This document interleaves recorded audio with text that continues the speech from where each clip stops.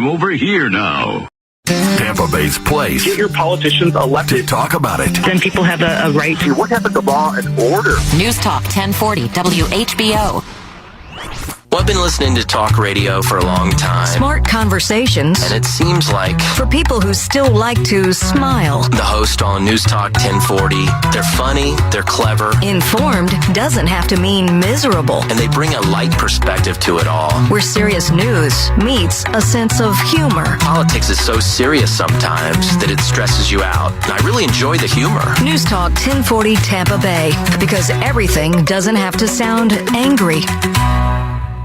America's First News with Gordon Deal and the Fox News Rundown. You learn about so many different things. I am in touch with everything that's going on. There's actually intriguing talk. Weekday mornings 5 to 9. News Talk 1040 Tampa Bay. News and talk you can depend on.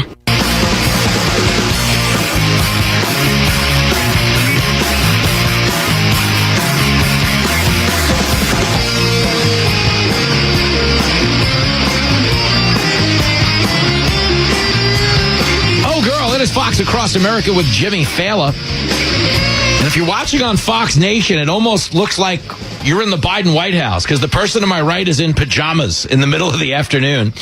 You know her and love her as the host of the Kennedy Saves the World podcast. The K train rolls back into the station. Are those? Yes. We beat Medicare. Come on, man.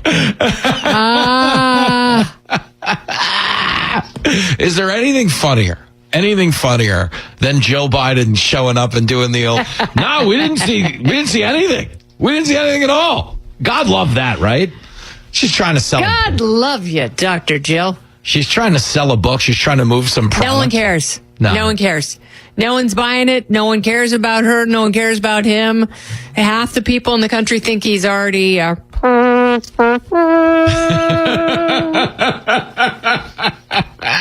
Well, he showed up to the 90-second Y yesterday. That was weird. I know. And guys, if you haven't seen the clip, Joe Biden approached the station and asked, approached the stage and asked Jill a question. I believe it was, "Where am I?" But the point is, and she was on stage with Whoopi, who once famously nominated her for Surgeon General. Oh, that was the best when she was on The View. Did you see when she was on The View? And she's like, "I'm not a doctor. I am a doctor." And everyone's like, "Oh, that's so stupid." And Whoopi's like, "Oh, wait. You are a doctor, though, right?" Because I did nominate you. Yeah, she's a wonderful doctor. Dr. Jill. It's my favorite clip in the world. I can never play it without giving credit to Guy Benson. Yeah. Guy Benson was the one who found this clip. Let's have some fun. This is Whoopi Goldberg. This is what I love about The View. Okay, it's a stampede of stupidity, but it's the biggest problem we have in society right now is overconfident, stupid people. Yes. Meaning with the highest degree of certainty, they say something that's... No self-awareness. Here it is. Dr. Jill becomes a Surgeon General. His wife. Yeah, Joe Biden's wife. She, he would never do, but she's a hell of a doctor. She's an amazing doctor. Amazing doctor and PhD. Yeah, I could be wrong.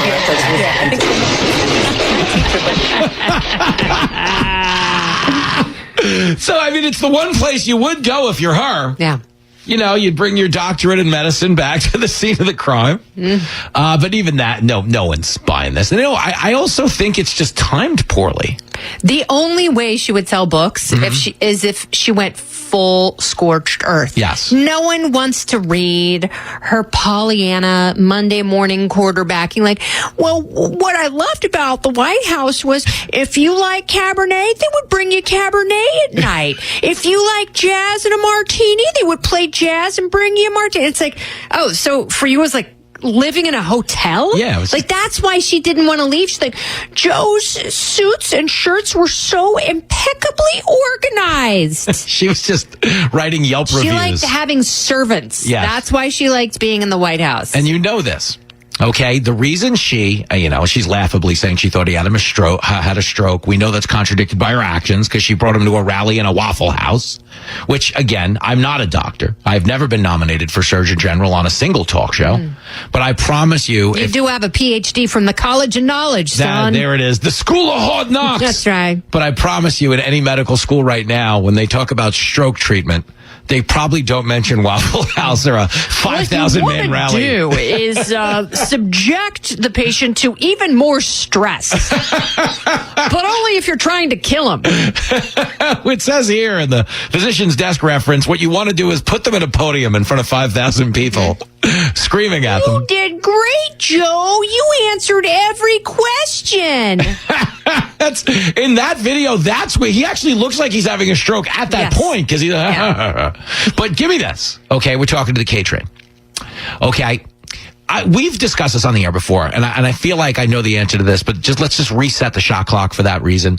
I believe, obviously, they were married like 50 years, and political marriages become transactional, and that she decided the White House was her birthright. Yes. And even if that meant him getting elder care as a sitting president, she didn't care. Yeah, she was just going to be there. She's like, no, we got here. That's all we had to do. Yeah. Like, you were the presidential Uber driver. Yeah. You just had to get me to the White House. 5 stars.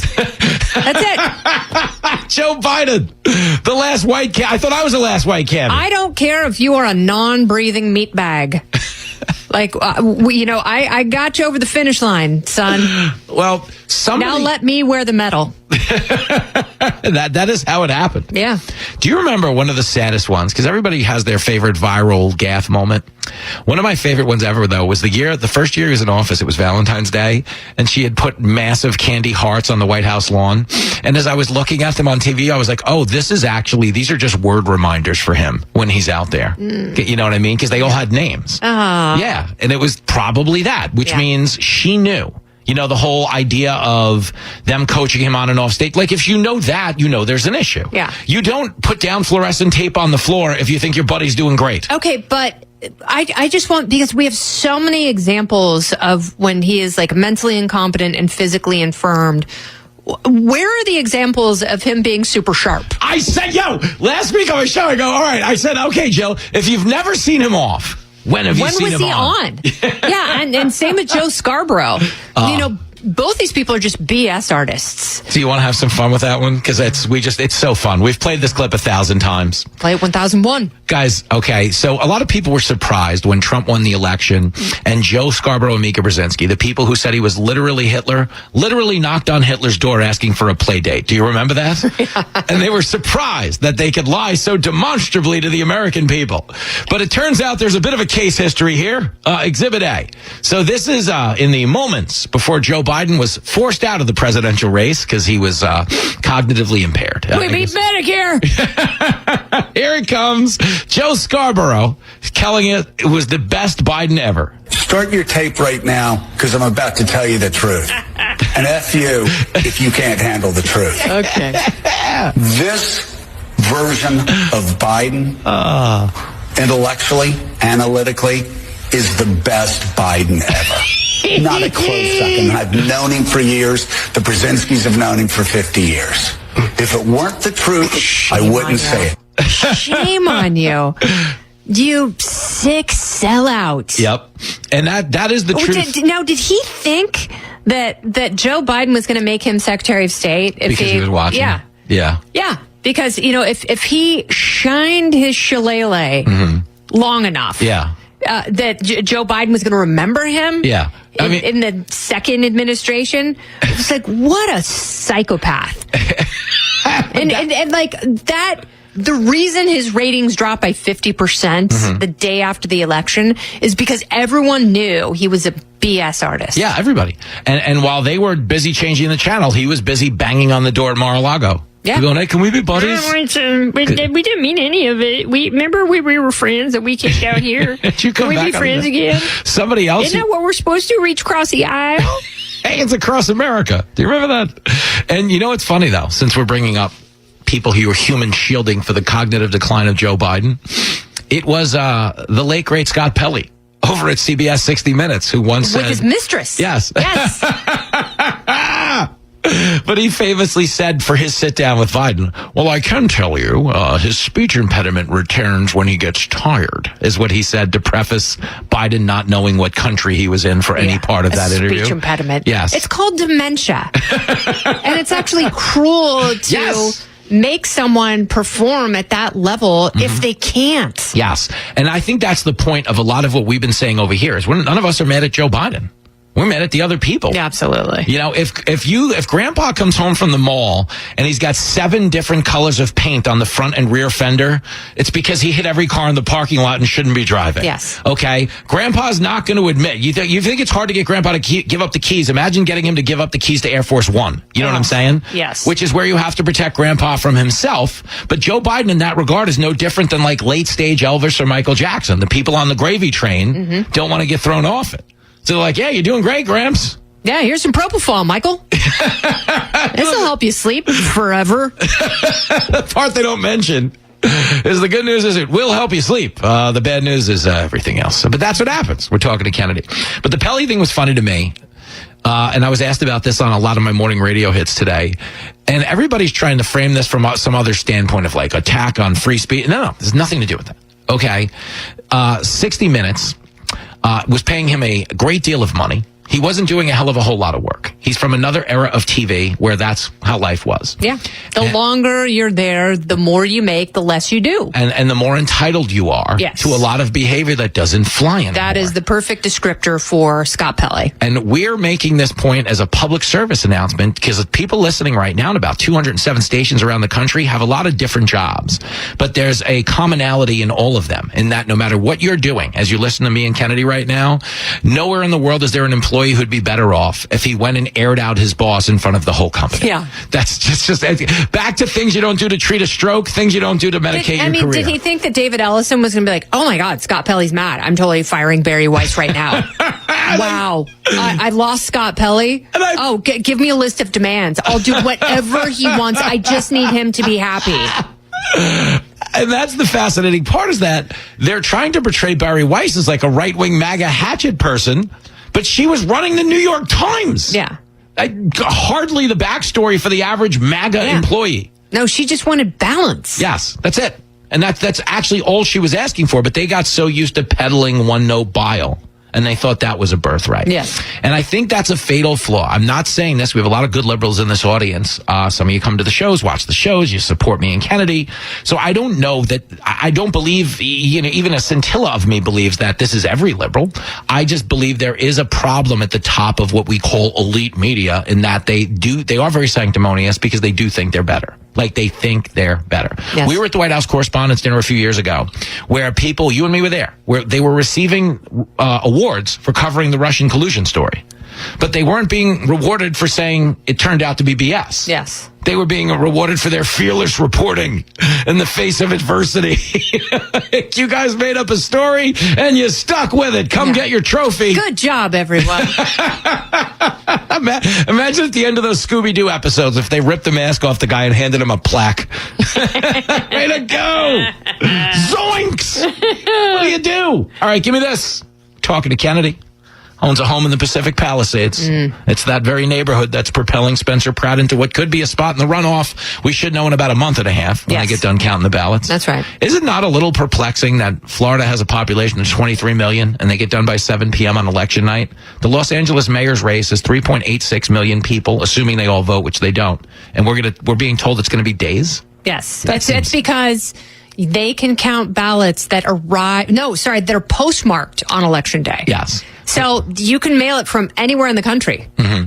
I mailed mine from New York on Monday. Wow. Yeah. So yours will get in knowing let me think about Probably that. like Thursday. Yeah. And that counts just fine. Be the one vote that pushes Spencer. Imagine Kennedy decides the election after all of that. Except the joke's on you. They X-ray that ballot and refill it out. They're having all kinds of fun out there. But I mean, honestly, I think that would be the course correction that might actually force politics into a more substantive lane. Because if a Republican wins, I think Hilton might even be the bigger one because it's a statewide race. But if a Republican wins anything in California right now, you know that autopsy that came out where they didn't actually own any of the policy failures? And they didn't even want to release the autopsy. Yeah, they weren't gonna. Yes. And then it got pried out, and it was very much like watching The Sopranos on A&E. They edited out the dirty words. Yeah, you know? which you kind of need. Yeah, it makes it a little more fun. Yeah, when Tony goes from telling someone I'll break your effing face to I'll eat your freaking ziti, it doesn't feel as menacing.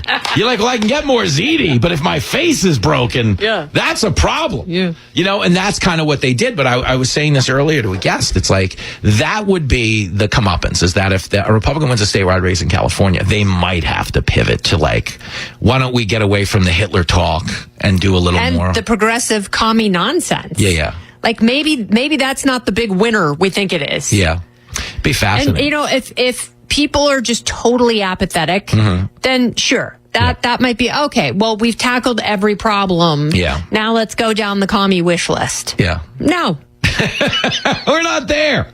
But give me one more since I got you here, because we were talking about this off the air. You love Graham Platner. You say he's a flawless candidate. Yeah, I gotta go to the ATM after this and send him more cash. I don't know if that's an accurate portrayal. Did you see the memo that his team released today? Like, our fundraising numbers are phenomenal. Our polling is going in the right direction. So I was on our number and I was like, well, maybe they released all the scandals to juice up their campaign. He's a dirty birdie, man. Yeah, he is, man. Soiling porta potties, and that's like the best case scenario of all the stuff we've learned about him. It's like shaming rape victims. Yeah. Like any one of those things, a decent person with a shred of dignity would be like, yeah, you got me. I'm not meant for this public servant nonsense. Yeah. I'm out. Maybe not me. I'm gonna go back to shucking oysters in a towel. Okay, Geraldo. Same mustache too. Yeah, that's unbelievable. I don't know if he has Geraldo's boat though. Like I could, Geraldo's body is, and Geraldo's like 97 now. Yeah. 10 times better than Graham Platner. Oh yeah. Graham Platner is a bag of milk. Since Kennedy brought it up, we're going to close the show when we come back with what I consider to be the best Geraldo story ever. And Geraldo is the man who released the Zapruder film. Like, he's done things. I'm a fan. Okay, his exposés on mental health, but it's my favorite one. Okay, we'll close the show. Don't go anywhere. The show that connects you to people in high places. It's like the most important man in the world standing here, and you got a conversation going with each other. Fox Across America with Jimmy Failla. You're listening to Fox Across America with Jimmy Failla. Stay informed with news at the top and bottom of every hour. News, information, and talk. News Talk 1040 WHBO.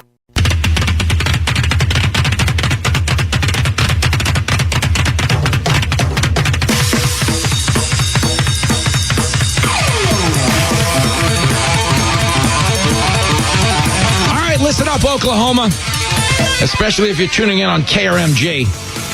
The K-Train, who is joining me in studio for the bottom of the ninth, is coming down to Tulsa, Oklahoma to do some stand-up comedy. And you need to go out and get tickets to this immediately. Okay, if you're looking for a Father's Day gift, graduation gift. I mean, if you know anybody getting and I'm telling stories about Mom's weekend at my daughter's college. Yeah, it's hot. And it gets a little wild. As moms get a little frisky. I had a couple of people come up to me afterward like, I did not know what to expect, but wow. Hey! Now, some of these stories, they charge you $3.99 a minute to listen to them. That's They're very true. breathy. But it's going to be... I'll tell you during the show what Kamala Harris does with Tim Walz tampons. Oh, all right, I'm sold. Canceling my shows. It's not a clean show, Jim. Kennedy in Tulsa, Oklahoma. Go look for it. Okay. June 19th and 20th. June 19th and 20th, you get the K-Train in Tulsa, Oklahoma. What are we talking about here? Go to KennedyNation.com for tickets. Boom. I bring up Tulsa, Oklahoma. I was there. I love it. There's a great Route 66 element. Danny Boy O'Connor runs the Outsiders Museum. He loves you. We love Danny. There's so much waiting for you. You're going to love it, love it, love it, love it, love it. Okay, before we went to break, we mentioned Geraldo, because he's obviously a huge fan favorite here at Fox. I'm going to be in San Antonio, August the 15th. Deep in the heart of Texas. Bump, bump, bump, bump.